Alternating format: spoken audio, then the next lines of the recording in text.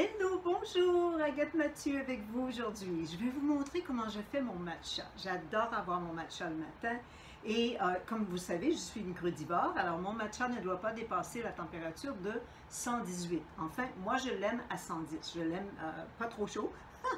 Et puis pour faire ça, je vais vous montrer comment je procède. D'abord, première des choses, je fais mon lait, c'est mon lait d'amande qui est fait, qui est aussi crudivore. Et j'utilise le pichet ici, j'allais dire pitcher, ça c'est en anglais. Alors j'utilise le pichet ici, 16 onces. Pourquoi je le fais directement ici? Parce que, oui, il nous montre comment utiliser le bol, mais le matcha va être réchauffé dans ce pichet. Alors, plutôt que d'aller dans le bol, salir le pichet, je vais directement dans le pichet. J'ajoute une demi-cuillère à thé de poudre de matcha et j'utilise celle qui est de cérémonie.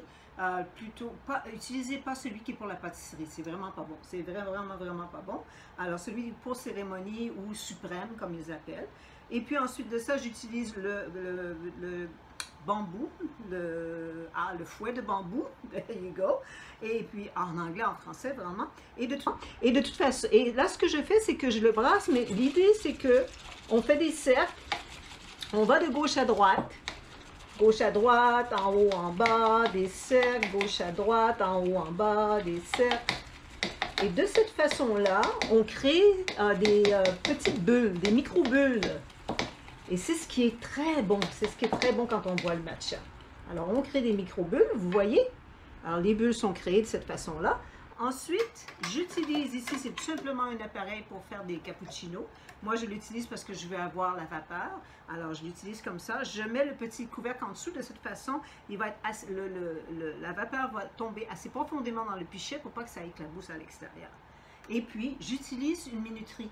Alors, la minuterie me permet d'aller faire autre chose pendant que mon matcha se prépare. Parce que ça prend quand même 1 minute 40 secondes. On y va?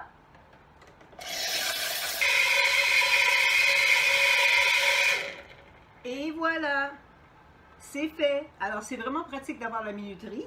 Et puis, vous pouvez même, il y a des minuteries qu'on peut vraiment même avoir dans notre poche ou dans la poche de notre blouse pour pouvoir l'avoir avec nous si vous circulez quelque part d'autre dans votre cuisine pour bien entendre la sonnerie de la minuterie qui vous dit que votre matcha est prêt. Parce que vous pouvez vraiment faire beaucoup de choses en 1 minute 40. C'est quand même assez long. D'accord? Alors là, je vais vous montrer ce que ça donne comme résultat fini. Voilà. On le verse. Et voilà, ça vous donne un beau matcha tout prêt à déguster. C'est tellement bon et c'est bon pour vous. Comme vous savez, le thé vert est très bon pour vous. À la prochaine!